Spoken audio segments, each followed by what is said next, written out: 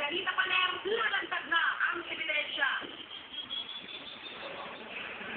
Ang eksklusibong video footage ng interview ng itinuturong lalaki ni Daisy Romualdez noong linggo sa labas. Umutok ang balita tungkol sa paglalayas ng 18 anyos na anak ni Daisy Romualdez na si Dalita Paner. At sa eksklusibong panayan kay Daisy Romualdez, isang banda ang binitiwan nito para sa mga taong pinaghihinala ang nagtatago sa kanyang anak. Kaya sa nakalagay yun, kasi NBI ko na nga. Anong ayaw ko?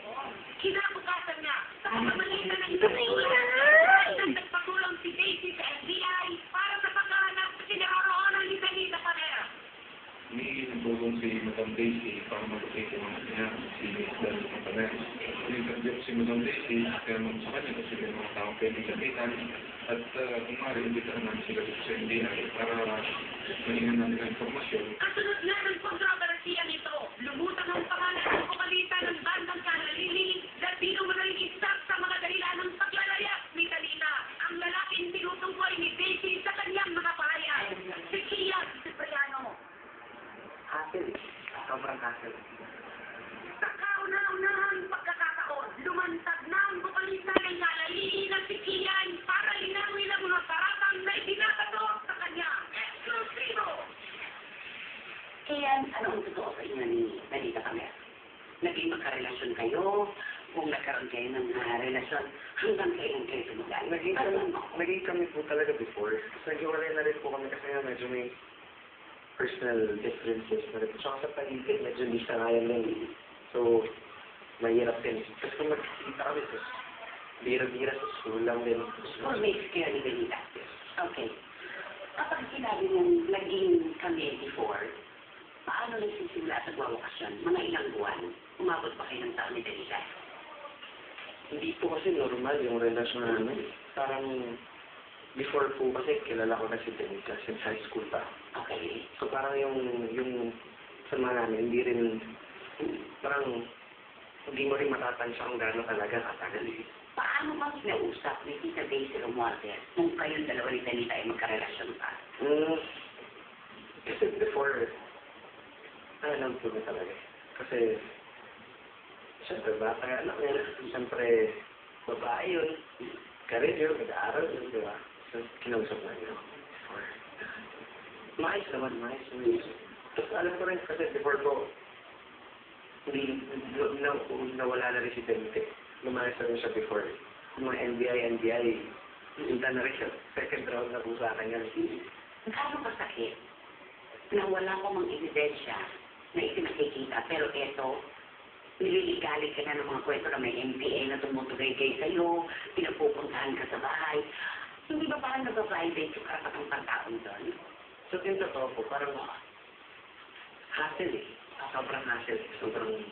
Kasi ako naman po, simpleng estudyante na musikero na ginagawa ko lang yung gusto. Hassle lang kasi, parang lahat ng daliri na ako, di ba? May kinalaman ka ba sa paglalayas ng Pero Dalita? wala, sigurado ako doon. Kahit minsan lang hindi siya nag-text o dumawag sa'yo. Since wala siya. Oo. So, ibig sabihin na magsiwalay kayo ni Dalita, utol agad ang komunikasyon. Hindi kami nagkaroon ng pagkakataon na nagkakalitaan pa. Wala nang attempt ng pagbabalikan. Pero alam mo lumayas siya. Alam ko, nabalita. Tsaka yung mami niya, kinausap din po ako sa school. Pumunta yung mami niya sa school. Nawala nga si Kaya ngayon. So, nabalita ako nga rin po eh. So, mga siyempre, kay ko yun. Tapos, parang sabi, kita ako, wala pong hindi po ako yung rason. Hindi sa akin pumunta. Kahit na. At noon niyang Biyernes, sa concert ni Eric Santos sa Araneta Coliseum, kung saan isa si Dalita sa mga guests na magpe-perform. Marami ang nagabang kung sisiputin ni Dalita ang concert. Yes, narito po tayo sa concert ni Eric Santos dito sa Araneta Coliseum. At makikita naman po natin dito sa number 8 na nakalagay sa sequence, guys. Magpuso ang dance production number 30 Pop, Feel to Intro with Dalita Paner.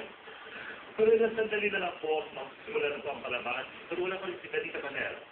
Darating kaya siya.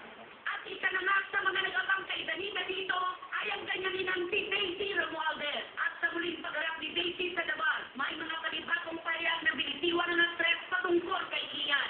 Sinungaling ka, Kian. Pinantiyahan kita sa school, di ba? Ang sabi mo sa akin, hindi mo nga alam, pero tumawag sa'yo si Milton.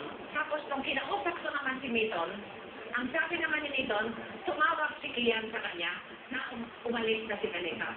Ako, mas maniniwala kay Milton doon sa kaibigan ni Danica. At sa bayang ni Kian na wala itong kinalaman sa pagkawala ni Danica.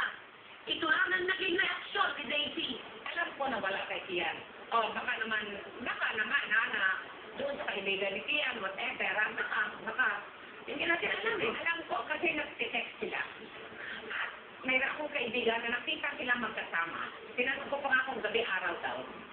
Magkasama sila. Diretsahan na rin na naging bayan ni Daisy sa nararamdaman niya ngayon para sa vokalista. Galit ako sa kanya. Mabuti lang alam mo, Kian, dahil ayaw ko sabi ko sa'yo magtapat ka sa akin, huwag ka magsinungaling. Pero sa mga magulang mo, sana naman maintindihan niyo ako. Babae ang akin eh. At sa kung sino man daw na tumukupok na yon kay Danica, ito lang ang kanyang mensahe. Nakakaya kayo. Kampi-kampi kayo kay Danica, wala naman kayong pakialam dyan. Bakit kayo bang nakalaga dyan? Kayo ba naghirap? Ikaw, magsalita ka, di ba? Tama ako. Natapos ang concert ni Eric Santos nung Biyernes ng gabi. Pero walang Danita Paler na nagpakita para tapusin na ang kontrobersiya tungkol sa kanyang paglalaya. Wala na lang sunod na kaganatan. Papangan nyo na lang. At ang isa pang eksplosibong revelasyon. Matatandaan na ang paglalaya sa ito ni Danita mula sa poder ni Daisy ay nangyari na rin noon sa isa pang anak ni Daisy na si Tina Manel. At nang subukang hingi ng dabas ang panig ni Daisy tungkol dito, ito lang ang naging sagot ng veteranang actress. Yung kwento na ito parang nauulit na una nangyari kay Tina. Huwag na natin pag-usapan yan, tapos na issue na yun eh. Hindi, mami, Kasi close book, ayoko na. Kasi